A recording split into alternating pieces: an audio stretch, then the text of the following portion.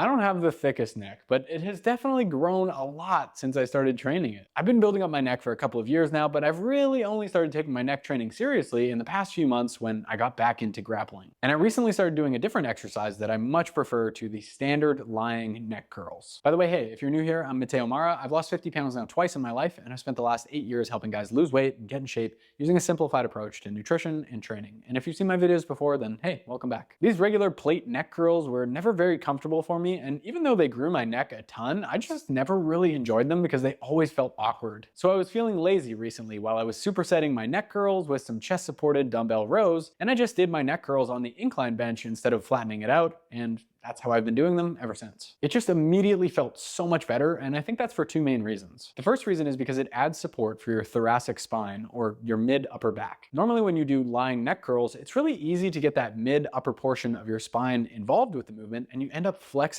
and extending a much larger portion of your spine than just your neck. At this point, the exercise becomes more of a sit-up because you're just getting your abs involved in order to move that plate upwards. And you'll know this is you if you can see your rib cage flaring open as you lower the weight down. A lot of the time when you see guys moving a big amount of weight on this exercise, it's normally because they're using their abs or their lats and their arms to push that plate upwards, which kind of defeats the whole purpose of the exercise. So the incline bench helps you stabilize that portion of your spine and focus more directly on working your neck instead. The second reason why I think this feels so much better for me is it has a better force curve or resistance profile. When you're doing a lying neck curl and you've got the plate loaded on your forehead, you are fighting directly against the weight while you're in the starting position and you're completely horizontal. But as you slowly lower the weight down, you're no longer going to be fighting directly against the weight of that plate because that's just how gravity works, just like when you're lowering your lateral raises and the dumbbells come down towards your sides. This is another reason why I hated doing neck curls so much, because I really had to press the plate against my forehead in order to keep it there as I was lowering back down. And even when I was wearing a hat or a toque, it would just be uncomfortable and I'd get that donut ring on my face. For the non-Canadian viewers, a toque is a woolen hat or a beanie, not unlike this one here. So I find when I start in a more upright position that the weight just loads up really nicely as I get my neck into that nice big stretch. I use significantly less weight when I do these incline neck curls, and I feel my neck getting worked way more deeply. I like to do a solid couple of warm-up sets with just bodyweight reps first in order to get my neck warmed up, and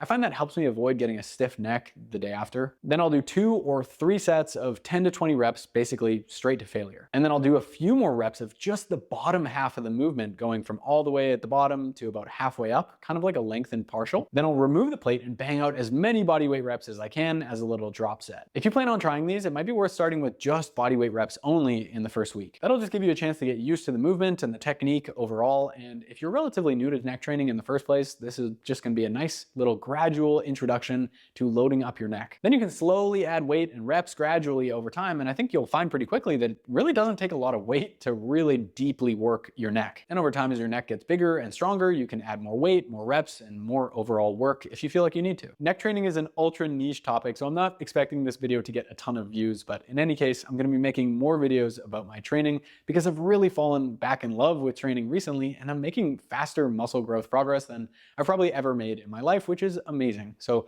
be sure to like this video if you liked it, give it a thumbs up, and subscribe to the channel so I can see you in the next one. Peace.